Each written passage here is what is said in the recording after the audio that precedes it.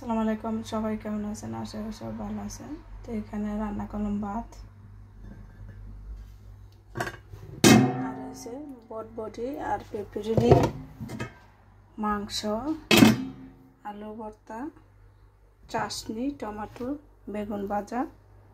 আসসালামু আলাইকুম, সবাই কেমন আছেন? আশা করি সবাই ভালো আছেন। যে জায়গায় থাকেন সুস্থ থাকেন, ভালো থাকেন। তো আজকে এটা বেগুন দিয়ে মাছ দিয়ে রান্না করবো আর পেঁপেরি দিয়ে আর বটবটিটা ভাজি করবো। তো ভিডিওটা দেখতে থাকেন।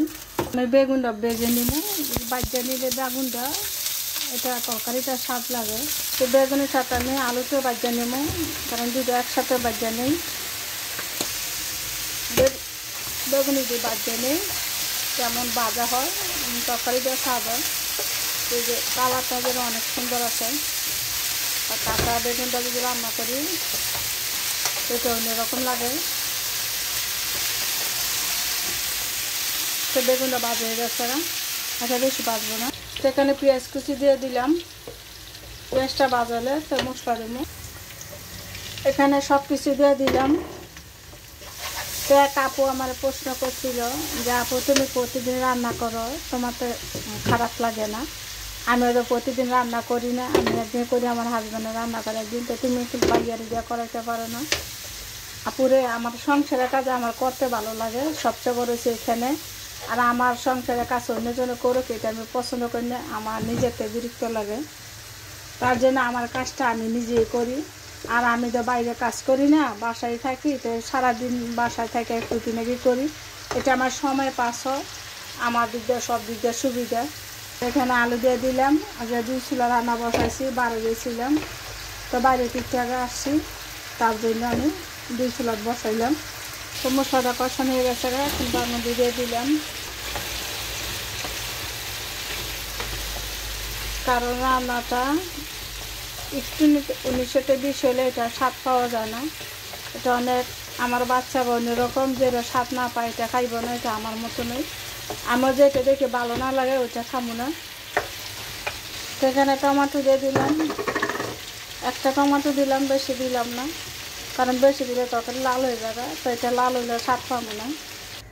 মাছটি বাজিয়ে নেব, কারণ এই বেগুনটায় মাছ দিয়ে রান্না করবো। তো 2 জাতের মাছ, এখানে চিংড়ি মাছ দিলাম 4 পিস, ওই মাছ 4 পিস। মাছটি বেশি বাজা দিব না, কারণ বেশি বাজা দিলে আবার মজা লাগবে না। আর এটা বাজি, এটা আমি নাও খাইতে পারি, কারণ বাজা মাছ আমাকে ভালো লাগে না। এখানে মাছ দেওয়ার আগে আমি ধনিয়া পাতাটা দিয়ে লাড়া দিয়ে দেবো, কারণ মাছ দিয়ে বেশি লাড়া দেওয়া যায় না। ধনিয়া পাতা দিয়ে লাড়া দিয়ে দিলাম। তো মাংস তরকারি রান্না করা আছে, 20 মিনিটে রাখছিলাম আগে রান্না করে, ওইটা নামাই খেয়ে গেছি সকালে। এখন এটা গরম করবো। তো মাছটি ভাজা হয়ে গেছে, এখন আমি এটা দিয়ে দিলাম। এটা দিয়ে বেশি লাড়া দেবো না, এই যে মাছ ভাঙ্গের জায়গা বললাম না, এই কারণে আমি ধনিয়া পাতার আগে দিয়ে দিছি।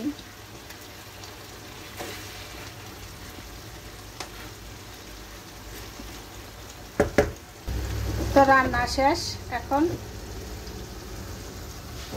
তো এখানে রসুন দিয়ে দিলাম, বটবটির বাজি দিয়ে আমি রসুনটা বাটা দেবো। রসুন দিয়ে বাগা দিলে যে কোনো সবজি তরকারি গরম আছে। তো পেঁপেরিটা আমি সিদ্ধ করি নাই, মানে কাঁচা বাগা দিতে হবে, সিদ্ধ করে মজা পাবো না। সেটার আমি আগে বাজিয়ে দেবো, তারপর কাহিটা সেদ্ধ করে দেবো।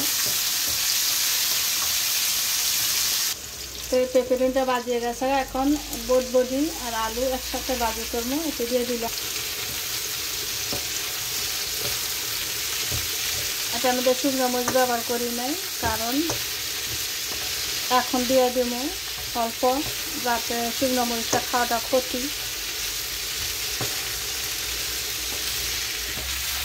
চালা শুকনো মরিচ ছিল, ওইটা দিয়ে কাটতে দিয়েছিলাম। এখন ধনিয়া পাতা দিয়ে দিলাম। তো মোটামুটি আমার রান্না শেষ হয়ে গেছে। এখন মাংস তরকারিটা বক্সটা নামায় রাখছিলাম গরম পানি দিয়ে, এখন এটা গরম করবো আর এখানে ভাত বসাবো। তো মোটামুটি এটা হয়ে গেছে, এখন এখানে ভাত বসাই দেবো।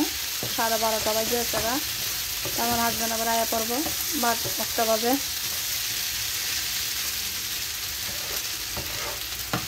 এই যে রান্নাটা, মাংস রান্না অনেক সময় লাগে, তাই মাংস রান্না করে রাখি।